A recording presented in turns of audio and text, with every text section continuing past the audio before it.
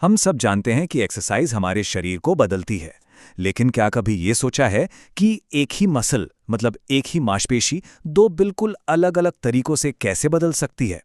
एक तरफ तो वो बड़ी और शक्तिशाली बन सकती है और दूसरी तरफ वही मसल दुबली, पतली और ज्यादा देर तक काम करने वाली बन सकती है। भाई ये होता कैसे है? चलिए आज इसी पूरी प्रक्रिया को जरा गहराई से समझते हैं।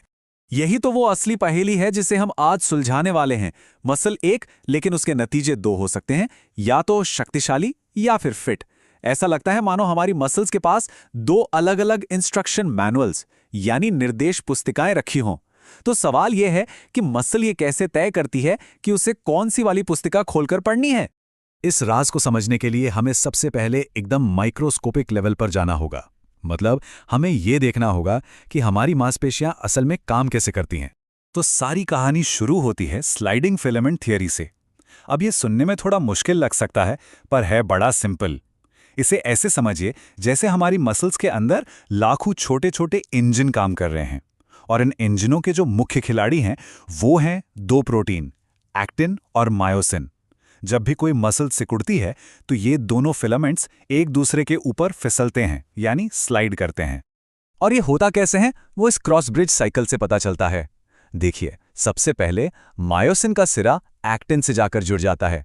फिर एक छोटे से पावर स्ट्रोक में वो एक्टिन को अपनी तरफ खींचता है। समझिए कि एक माइक्रोस्कोपिक लेवल पर रस्साकशी चल रही है। इसके बाद वो एक्टिन को छोड़ देता है, खुद को रीसेट करता है और फिर से यही करने के लिए तैयार हो जाता है। और ये साइकिल बार बार चलता रहता है, जिससे हमारी मसल्स में मूवमेंट पैदा होती है।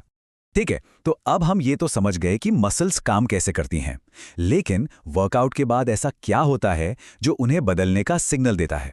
चलिए अब ये देखते हैं।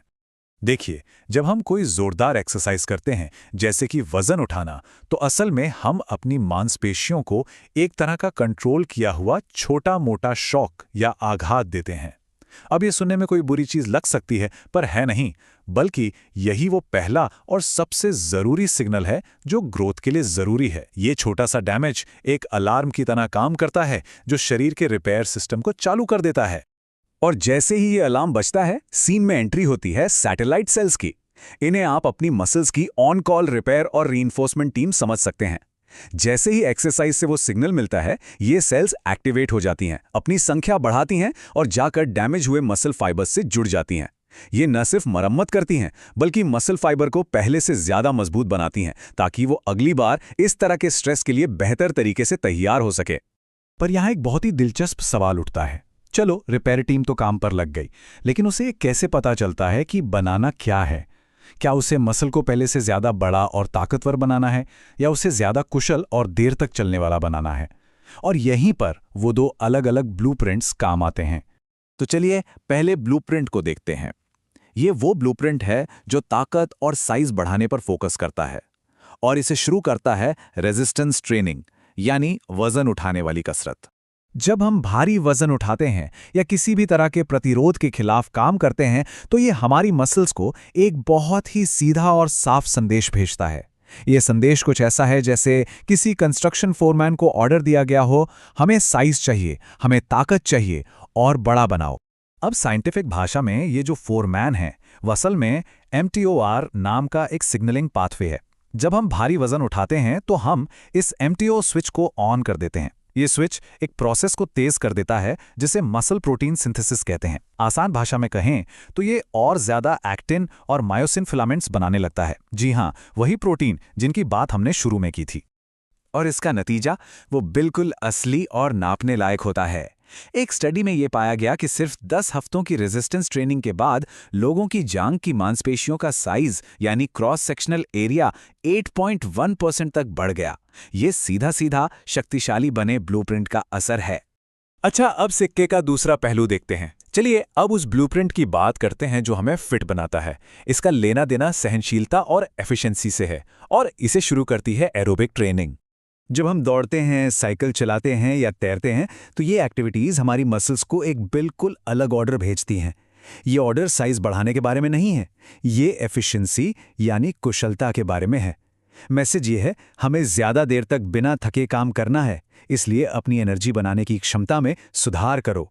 इस वाले ब्लूप्रिंट का जो मॉलिक्यूलर फोरमेन है वो एक अलग पाथवे है जिसका नाम है AMPK। एरोबिक एक्सरसाइज इस AMPK स्विच को ऑन करती है। ध्यान दीजिए, ये mTOR को एक्टिवेट नहीं करता। नहीं, इसका काम बिल्कुल अलग है। ये शरीर को ज्यादा माइटोकॉन्ड्रिया बनाने का निर्देश देता है। माइटोकॉन्ड्रिया हमारी कोशिकाओं के एनर्जी पावर हाउस होते हैं। जितने ज्यादा पावर हाउस, हमारी मसल्स उतनी ही ज्यादा देर तक बिना थके काम कर पाएंगी। और फिट बने ब्लूप्रिंट का असर भी कुछ कम नहीं है। एक स्टडी में जो लोग पहले ज्यादा एक्टिव नहीं थे, उन्होंने सिर्फ 14 दिनों की एरोबिक ट्रेनिंग के बाद अपने VO2 पीक में 17% की जबरदस्त बढ़ोतरी देखी। VO2 पीक एरोबिक फिटनेस को मापने का एक बहुत बड़ा पैमाना है। ये दिखाता है कि एफिशिएंसी कितनी तेजी से बढ़ सकती है। तो ठीक है, ये सारी मॉलिक्यूलर लेवल की बातें तो हो गईं, लेकिन इसका हमारी रोजमर्रा की जिंदगी में क्या मतलब है? ये सब जानना जरूरी क्यों है? चलिए अब इसे प्रैक्टिकल लेवल पर समझते हैं। तो यहाँ इन दोनों रास्तों का एक छोटा सा सारांश है। एक तरफ है रेजिस्टेंस ट्रेनिंग, जिसका लक्ष्य है ताकत बढ़ाना। ये mTOR सिग्नल को एक्टिवेट करती है और नतीजे में ज्यादा मसल फाइबर बनते हैं।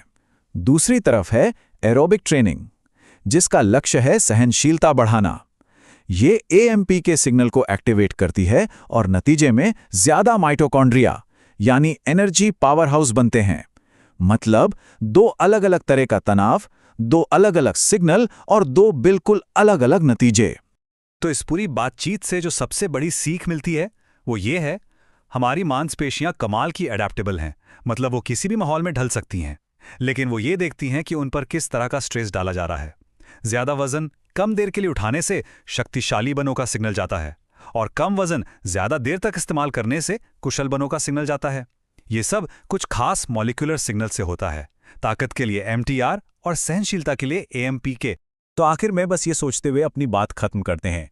हर वर्कआउट, हर कसरत हमारे शरीर के साथ एक बातचीत की तरह है। हमारी मांसपेशियां हमेशा सुन रही हैं, इस इंतजार में कि उन्हें क्या सिग्नल मिलेगा ताकि वो उसके हिसाब से खुद को ढाल सकें। तो सवाल ये है, हम उन्हें क्या बता रहे हैं?